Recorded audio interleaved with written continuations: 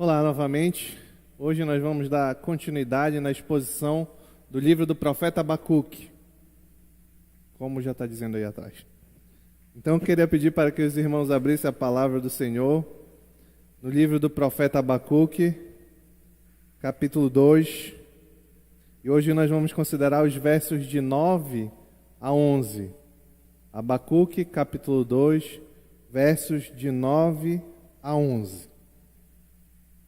Já fique aí marcado, a gente pode andar em outras partes da Escritura, mas aí o nosso texto base é esse. Quem é o Deus desse mundo? Quem é o Deus desse mundo? Possivelmente essa não é uma pergunta difícil para ser respondida por nós. Afinal, pelo menos não deveria ser. Só existe um único e verdadeiro Deus, Deus da Escritura, Pai do nosso Senhor Jesus Cristo, a Santíssima Trindade, Pai, Filho e Espírito Santo. No conhecimento popular, essa pergunta pode também ser respondida de forma bem similar. Apesar de que, no conhecimento popular, talvez essa resposta, eles não saibam o fundamento pelo qual eles dão uma resposta bem parecida do que a nossa como Igreja de Jesus Cristo. Em teoria, pode parecer uma pergunta simples. Mas e na prática? Será que parece a resposta ser tão simples? Será que o mundo anda de forma condizente? Esse mundo que vai responder de forma parecida conosco essa pergunta, principalmente na nossa realidade Brasil, será que este mundo anda de forma condizente com esta afirmação? Será que nós, mesmo dentro da igreja, vivemos de forma condizente com essa afirmação? Infelizmente, muitas vezes parece que não é assim que funciona. Na prática do mundo, se nós formos olhar só a forma como muitos vivem, e muitos de nós, infelizmente, vivem, parece que Mamon é muito mais Deus do que o nosso Deus, Yahvé. Quem é Mamon? Mamon é o Deus do dinheiro, das riquezas. Notem que a economia move as nações, move as famílias, movem as pessoas. Líderes de nações sobem e descem conforme a condição financeira e econômica do país ou das nações. Principalmente, famílias sofrem no cotidiano tempos terríveis conforme a sua condição financeira. Se está tudo bem financeiramente, parece que a família vive em paz. Parece. Mas se as finanças estão com problema, a paz vai logo embora. Infelizmente, vivemos em um contexto em que valores morais decorrentes da afirmação que nós fizemos que existe um Deus e um Deus de verdade, Yahvé, Deus da Escritura, e os valores morais decorrentes dessas afirmações hoje em dia parecem ser secundários diante do conforto financeiro. Você já observou isso? Não pense que eu estou falando de algo muito distante. Não pense que eu estou me referindo somente à economia de uma nação, ou de um grupo econômico, ou um bloco econômico. Não estou falando só disso. Funciona, infelizmente, parece que essa realidade é bem presente em nossas vidas. E esse, entre aspas, Deus, porque só existe um único e verdadeiro Deus, esse Deus é um ídolo adorado por muitos, esse Deus do dinheiro, a quem Jesus nomeia de Mamon. Ele é buscado por seus servos a qualquer custo.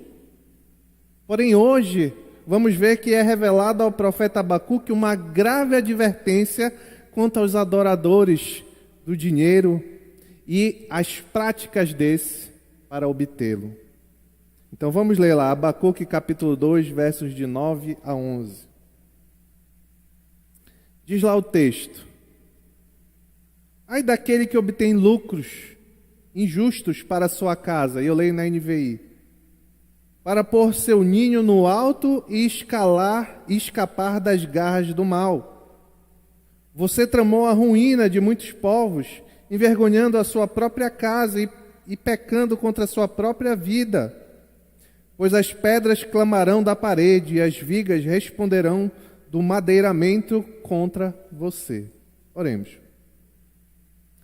Pai, graças te damos a Ti, Pai, que é o único e verdadeiro Deus. Obrigado pela Tua palavra e que ela nos direcione nessa noite, Pai. É o que eu te peço em nome de Jesus. Amém. Já vimos aqui inúmeras vezes, e esse contexto ele só vai avançando no decorrer da exposição do livro, que Judá, o pano de fundo é que Judá se encontrava em declínio espiritual e moral. E aí o profeta Abacuque, ele recorre ao Senhor perguntando até quando o povo dele ia continuar nessa prática. Aí Deus vem e descreve um terrível castigo que viria sobre o seu povo por meio dos babilônios, por meio do povo caldeu. Viria o castigo sobre o povo de Judá, que culminaria no exílio babilônico. E o profeta, diante da terrível cena que Deus revelou para ele se assustou grandemente, se atemorizou, e ele questiona Deus novamente. E quando ele questiona, Deus responde esse questionamento, está lá nos versos 4 a 5, está a resposta desse questionamento, quando Deus diz ao profeta: escreva, no verso 4 do capítulo 2, escreva, o ímpio está envaidecido, seus desejos não são bons, mas o justo viverá pela fé. O justo, então, permaneceria firme, mesmo que fosse levado ao exílio, desde que tivesse fé. E os ímpios, o povo caldeu que vinha trazer castigo, a esse Deus diz que os seus desejos não são bons. Só que o fato do desejo daquele povo não ser bom não ficaria sem consequência. Aquele povo dava glória a seus deuses e à sua própria força. Deus revela por meio de um provérbio de 5 ais, que começa no verso 6 do capítulo 2. Ele revela ao profeta um provérbio, uma canção de zombaria de 5 ais. Que por trás desse provérbio, dessa canção, existe um princípio. O princípio de que tudo que é mal está sob o juízo de Deus. Os maus podem triunfar por algum tempo, mas a sua sentença está selada.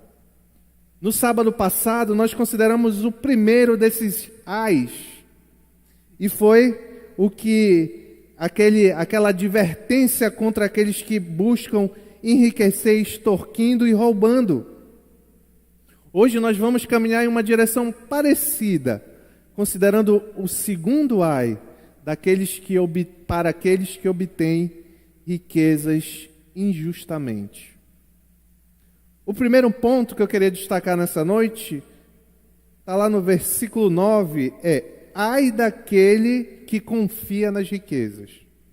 Ai daquele que confia nas riquezas. Vou ler novamente só o verso 9. Ai daquele que obtém lucros injustos para sua casa, para pôr seu ninho no alto e escapar das garras do mal. A partir do verso 9, que é esse que nós acabei de ler, nós vamos encontrar a segunda máxima desse provérbio, que Deus revelou ao profeta Abacuque em forma de advertências. Já vimos que na linguagem original, no hebraico, ele foi escrito de forma que se tornasse de fácil memorização, com rima inclusive. E o intuito era que esses ais, na verdade, fossem uma canção de zombaria, que seria voltado contra aquele povo. Aquele povo que fazia tanto mal, não ia ficar sempre nessa condição de poderio e de domínio. Um dia ele seria um povo zombado. É isso que Deus está revelando. E em que pontos aquele povo seria zombado? Já vimos o primeiro. Agora nós vamos ver o segundo. E as consequências deste segundo ai recai sobre o povo babilônico em razão da sua cobiça por lucros para a casa deles. E esse termo, traduzido aí no verso 9 como casa, ele parece ecoar provérbios anteriores que o povo de Israel tinha todo o conhecimento, assim como o próprio profeta Abacuque tinha conhecimento, como por exemplo em Provérbios 15, 27. Diz assim, Provérbios 15, 27, o que é ávido por lucro desonesto, transtorna a sua casa, mas o que odeia o suborno, esse viverá. Então a palavra casa se refere principalmente aí no texto, referindo-se não a uma casa de uma família, uma pessoa, mas a dinastia, o reino babilônico, embora a mesma ideia possa ser aplicada individualmente. O problema, então, que o texto quer ressaltar é que aquele povo estava obtendo lucro de forma injusta. Mas isso é bem parecido com o que nós conversamos no sábado passado. Eles estavam obtendo riquezas por meio de roubo, extorsão. Aqui é uma outra categoria, mas a ação é a mesma, obter lucros indevidos. Só que esse texto revela um pouco mais da intenção e condena um pouco mais da intenção dos caldeus.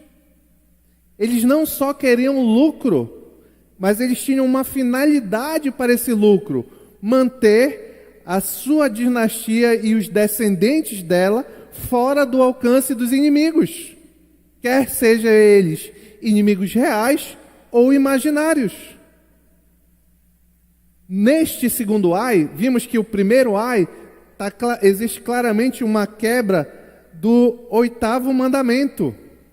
Neste segundo ai, podemos enxergar, ainda que de forma reflexa, uma quebra do 10º mandamento: não cobiçarás a casa do teu próximo. Porque a intenção deles era, de forma injusta, obter de todos aqueles povos pelo qual eles dominavam e passavam as suas riquezas, de forma de que isso fosse utilizado para a casa deles. E entenda a casa como o poder, a dinastia, a proteção da cidade. Porém, aqui está o grande engano.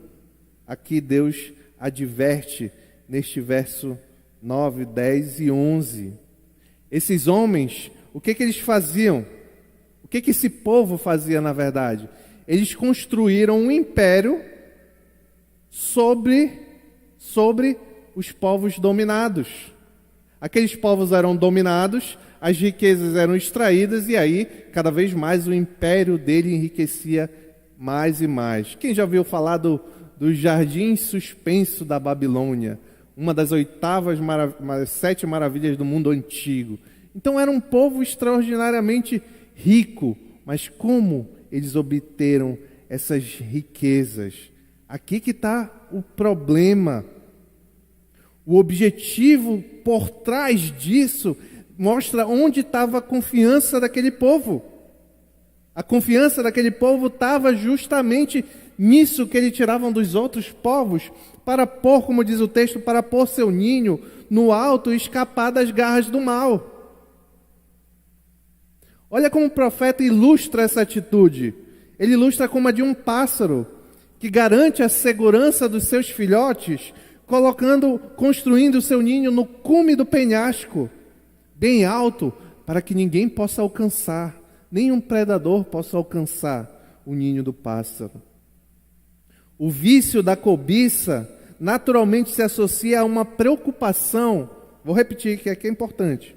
O vício da cobiça naturalmente se associa a uma preocupação com conforto pessoal e cuidado da posteridade. O que o rei da Babilônia fazia? Assim como uma águia, ele queria estabelecer um reino que fosse inacessível aos inimigos, por meio do dinheiro que injustamente ele extraía dos demais povos. Mas o objetivo é que esse valor, esses valores, essas riquezas e bens e etc., e pessoas também no seu exército, tudo isso tinha um único objetivo de garantir a sua sobrevivência e a sua propagação. Historiadores afirmam que Nabucodonosor disse que o principal propósito do reforço das paredes da Babilônia era construir um nome duradouro para seu reinado. Disse que sob os muros da Babilônia poderia passar 2 carroças, uma do lado da outra. Carruagem, né? Não era carroça. Podia passar 2 carruagens, uma do lado da outra. Ainda, os historiadores dizem que Nabucodonosor, rei da Babilônia, orava ao seu Deus, a divindade, o ídolo dele, Marduk, assim: que ele conceda como bênção vida para muitas gerações, uma longa posteridade abundante, um trono sólido e um longo reinado. Então, claramente, a intenção do coração, naquela obtenção de lucro injusto, era criar um reino que durasse para sempre. E que eles dominassem sempre, como dominavam naquela época. Warren Wiersbe, comentarista do qual eu gosto muito, ele diz que os babilônios tomaram terras que não lhe pertenciam, a fim de construir um império que os glorificasse e que lhes garantisse proteção. Seu objetivo era ter segurança da águia, que constrói o seu ninho no alto dos penhascos. Mas ele continua: não há, porém, posição geográfica, nem poder político ou econômico que possa oferecer verdadeira segurança. A segurança da Babilônia era falsa, pois nenhum indivíduo ou nação pode construir muros altos o suficiente para deixar Deus de fora. Então, nesta canção de zombaria, a advertência que Deus revelou ao profeta, vemos as consequências da avareza, as consequências dessa atitude gananciosa de sempre buscar mais e mais para que perdure, para que proteja os seus. Seus esquemas, ao contrário do que eles imaginavam, não garantiram a segurança, mas garantiram a humilhação sobre a casa, sobre a nação, como consequência justamente de acumular riquezas ilicitamente. O que eles buscavam para garantir a sua prosperidade, garantiu a sua derrota. A tentativa de se proteger contra todos os males ignora a existência de um Deus soberano e justo que faz todas as coisas conforme lhe apraz. Se eles confiam que eles são capazes de se manter em segurança pelo que eles construíram, eles ignoram a existência de um Deus que é soberano sobre todas as coisas, inclusive sobre todos os impérios e reinos que existiram até hoje. Será que alguém pode se proteger de Deus?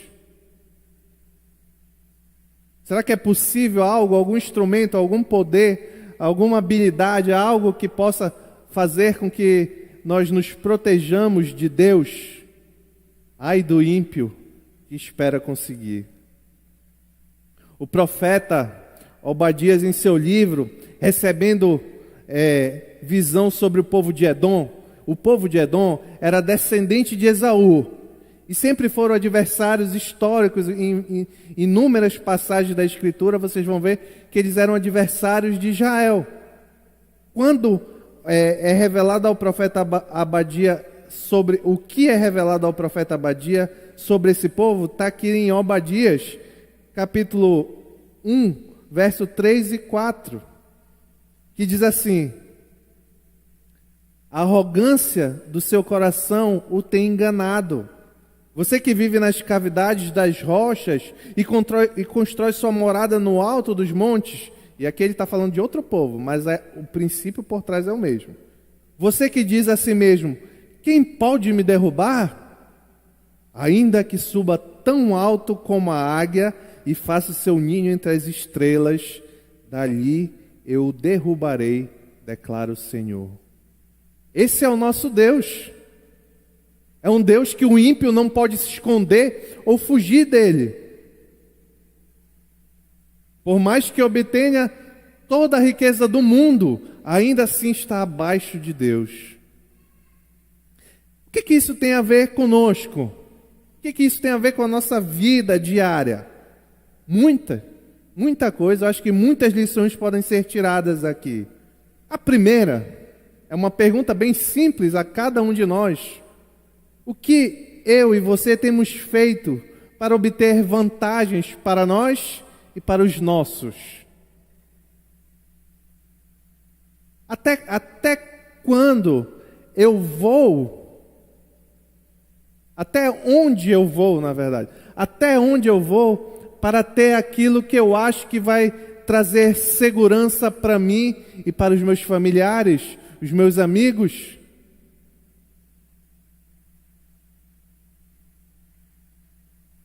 Será que nós, por vezes, com esse intuito, estamos dispostos a desagradar a Deus?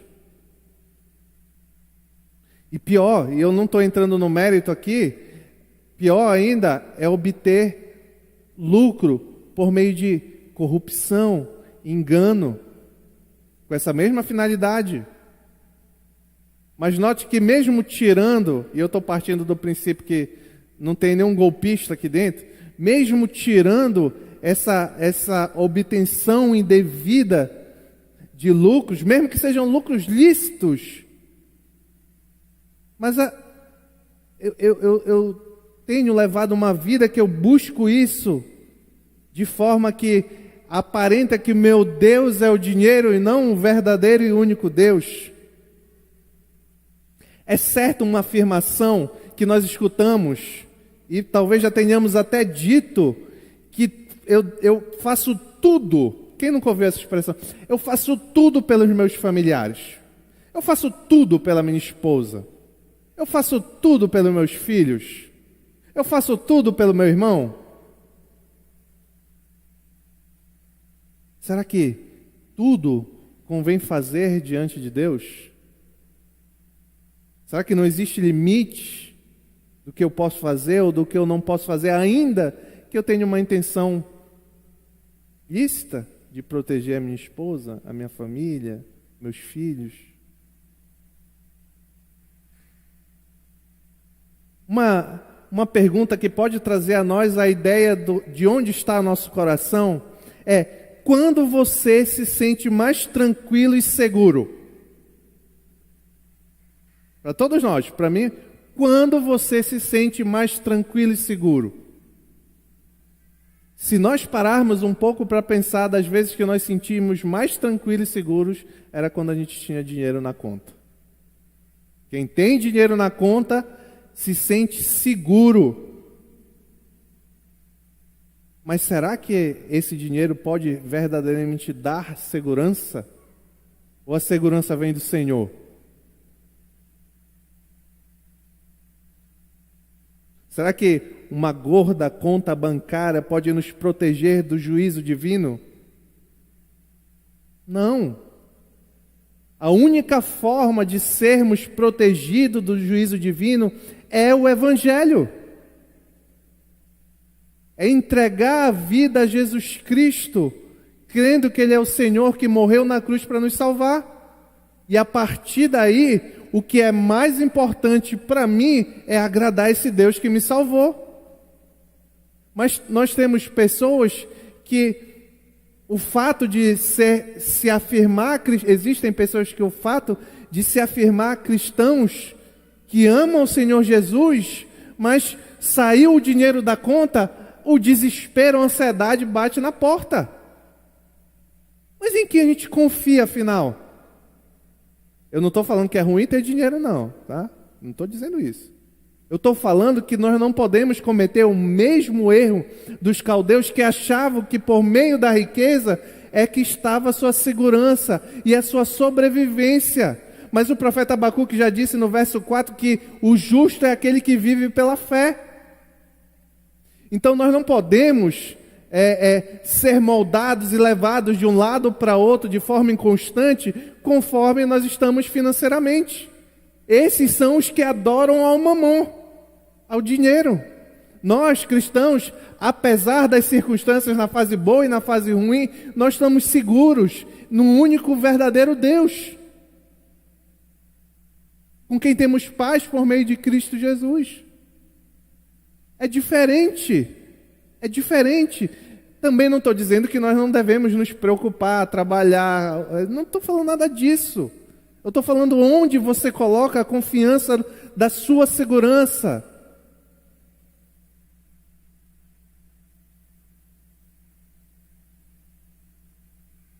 Por fim, aqui também é uma fonte de encorajamento para nós. Talvez aqueles que nos afrontam como pessoa, como nação, em qualquer contexto que você possa imaginar, nossos adversários sejam poderosos demais para nós, como ali no contexto de Abacuque. O povo de Judá não poderia resistir à invasão dos babilônios. Mas, ainda assim, por mais poderosos que eles fossem, a vitória, a sobrevivência final estava garantida por Deus. Para nós, qualquer adversidade que nós estejamos enfrentando, nos traz a confiança de que não é as circunstâncias ou os poderes ou as coisas desse mundo é que vão dizer sim ou não em última análise, mas é Deus. No segundo ponto, eu considerei os versos 10 a 11 e chamei de limite na busca por riquezas. Vamos ler. Verso 10, capítulo 2, verso 10. Você tramou a ruína de muitos povos, envergonhando a sua própria casa e pecando contra a sua própria vida, pois as pedras clamarão da parede e as vigas responderão do madeiramento contra vocês. Notem que é interessante observar que o texto sai da condição geral. Por que condição geral? Porque ele diz lá no verso 9, ai daquele que obtém lucros injustos, ou seja, qualquer um que obter lucros injustos para a sua casa. Porém, no verso 10, esse mandamento, essa condição geral, ela se torna específica aos caldeus. Ele começa no verso 10 dizendo: Você tramou a ruína de muitos povos. Essa palavra, traduzida aí como tramou, ou quem tem a revista e atualizada maquinar, maquinou, revela um plano cuidadosamente engendrado por eles para obter os lucros que desejavam para a sua própria segurança. Porém, o desonesto peca contra Deus, viola a sua lei, peca contra o próximo, viola os direitos do próximo e peca contra a sua própria alma, deixando-se corromper pela ganância. E isso não fica sem consequência. Note que tem um padrão aqui nessas advertências, nesses ais. As práticas que eles tomavam traziam sobre eles juízo. O avarento só consegue atrair para si vergonha a sua própria casa. Você já deve ter escutado falar nas circunstâncias trágicas na vida de um homem chamado Aitofel, conselheiro do rei Davi. Você vai ler mais detalhes depois lá no livro de 2 Samuel. Aitofel era o conselheiro de muita confiança do rei Davi. Só que em determinado momento ele deixa de aconselhar o rei Davi e vai aconselhar Absalão, filho de Davi, que tentava tomar o trono do rei Davi. Só que aparentemente ele faz essa atitude com o objetivo de obter lucro, de obter mais proeminência do que ele já tinha. Só que quando em pouco tempo depois, Aitofel vai descobrir que a relação dele com Absalão não seria igual à relação com Davi. Davi ouvia Aitofel, mas Absalão não ouviu. Isso entristeceu profundamente este homem. E ele, sabendo que seu conselho seria desprezado, ele foi para a cidade natal, pôs em ordem a sua casa, a seus negócios e se enforcou. Ele, em busca de poder, ele, em busca de riquezas, trouxe sobre si vergonha. De forma semelhante, o rei da Babilônia, quando procurava construir um império que não poderia ser alcançado por ninguém, ele trouxe sobre a sua casa vergonha. Por isso que o texto diz que ele pecava contra a própria vida. Ele achava que estava garantido a preservação, mas estava assentando a base para a destruição. E na parte final do verso 11 do capítulo 2, voltando para Abacuque, vemos o que acontece com essa casa, com essa dinastia, esse poder que o profeta intentou, que o rei intentou construir. Diz lá o profeta: pois as pedras clamarão da parede e as vigas responderão do madeiramento contra você. O reino da Babilônia, em pouco tempo, desabaria a despeito de todos os esforços para garantir o acúmulo de riqueza ilimitada. Aqueles, e agora já traz para o nosso contexto, aqueles que querem ficar ricos, que têm como objetivo de vida, em primeiro lugar, uma estabilidade financeira absurda. Cuidado com esse objetivo de vida. Quanto mais você quer, mais você busca. Isso é uma realidade. Eu não sei, todo mundo que eu conheci é assim. Você já viu alguém dizendo, não, alguém que trabalha dizendo assim, não, eu recebo o suficiente, está ótimo. O que eu tenho, na verdade, está até sobrando. Às vezes pode estar, não estou dizendo que não acontece, mas você nunca vai dizer uma pessoa que vai se encontrar satisfeita. Sempre ela vai dizer, não, eu poderia ganhar um pouco mais, porque eu queria fazer isso, agora eu queria comprar esse carro. Mas se eu ganhasse mais um pouco, eu ia comprar uma casa em Salinas também. Ou se eu ganhasse mais um pouco, eu poderia ir mais vezes para a Europa. Ou se eu ganhasse mais um pouco... Então, isso não é coincidência. O coração do homem, devido à queda pelo pecado, ele quer cada vez um pouco mais. Cuidado quando você tem esse objetivo de vida. O que você fará? Imagine que cada um de nós aqui pudesse chegar, ia ser muito milionário, se cada um de nós pudesse chegar onde a gente um dia planejou, quando a gente era mais jovem. Todo mundo aqui planejou, com certeza idealizou altas fortunas. Talvez uns mais, talvez outros menos, mas e aí? Pronto, será que aí nós nos sentiríamos satisfeitos? Basta. Eu queria só ser milionário. Agora eu tenho paz. Parece ridículo, e é ridículo, mas quantas vezes nós pensamos assim? Quantas vezes nós pensamos assim?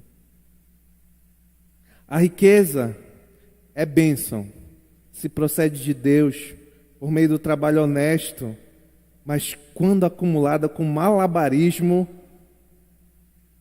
e sem vergonha, é pura perda. Marcos, nosso Senhor Jesus Cristo, no Evangelho de Marcos, texto muito conhecido, capítulo 8, versos 36 e 37, diz: pois que adianta o homem ganhar o mundo inteiro e perder sua alma?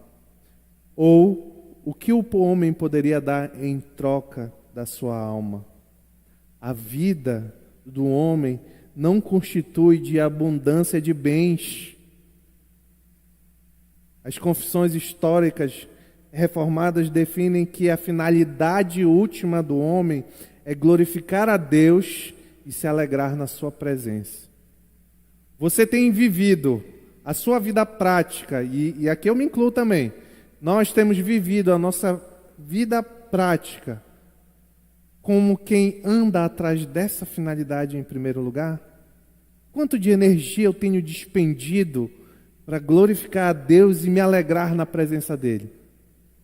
E quanto de energia eu tenho despendido para ter a condição financeira que eu almejo? Ou que eu idealizo como ideal? Idealizo como ideal é redundante. A que eu idealizo? A dignidade do homem não repousa na sua profissão ou conta bancária. Isso aqui é muito triste. Isso é muito triste. Eu não é um, nem dois, nem três, nem quatro, sei lá, já perdi a conta de quantos jovens eu converso que chegam ali para serem aconselhados e dizem que estão frustrados com a vida porque não estão na condição financeira que eles idealizaram e que eles se sentem inseguros, eles se sentem humilhados, sem saber direito o que fazer. Eu já vi um jovem me dizer assim que como eu não consegui, olha o absurdo, como eu não consegui realizar os planos que os meus pais tinham para mim, eu estou me sentindo um nada. Ele falou isso, logicamente, chorando. E eu tive que dizer, não, meu irmão, calma. Calma. A dignidade de um homem, uma mulher, eu estou falando da humanidade, a dignidade do homem não recai sobre os bens que ele possui. Nunca. Ter a melhor condição profissional e financeira do mundo e ter a pior condição profissional e financeira do mundo não é o que atribui ao ser humano dignidade.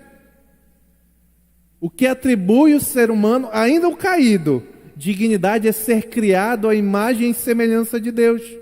Quanto ao cristão, ainda é mais. O cristão, além de ter sido criado à imagem e semelhança de Deus, ele foi reconciliado, adotado pelo sangue do Cordeiro. Agora é filho adotivo de Cristo Jesus. Você pode estar passando a desgraça que for, mas essa dignidade não pode ser tirada do crente. Essa dignidade não pode ser tirada do crente. Esta é uma verdade bíblica. Uma verdade bíblica. O crente, meu irmão, ele não pode andar desesperado. Eu sei que eu já me desesperei várias vezes na minha vida.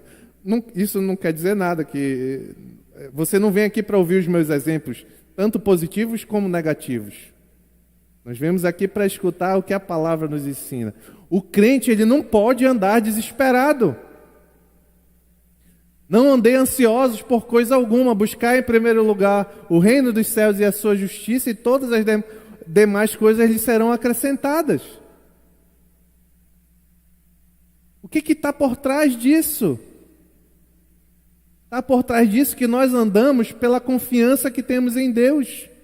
Nós devemos buscar sempre avançar em maturidade.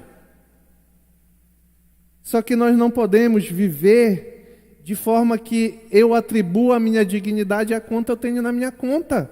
Isso não é bíblico. Jesus diz no Evangelho de Lucas, capítulo 12, verso 15. Cuidado. Lucas capítulo 12, verso 15. Cuidado, fiquem de sobreaviso contra todo tipo de ganância. A vida de um homem não consiste na quantidade de seus bens. Agora, quer ver como na prática isso é muito mais difícil do que na teoria? Quantos de nós tomam as decisões de nossas vidas com base na prosperidade ou no sucesso financeiro que eu almejo ter? Todos. Eu já tomei várias decisões assim. Não, eu vou fazer esse curso. porque esse curso é que vai me dar mais dinheiro. Ixi, o que tem adolescente pensando assim, não, eu vou fazer esse daqui, porque com esse daqui eu vou conseguir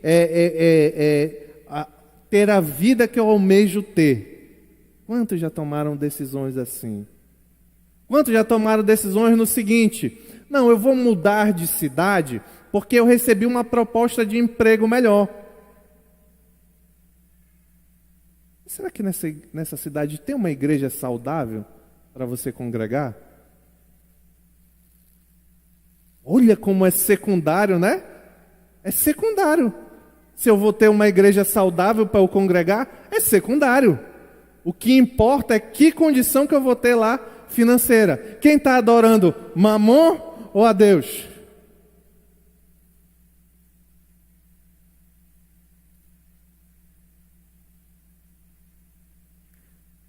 Quem toma as decisões da sua vida profissional e financeira com base em santidade?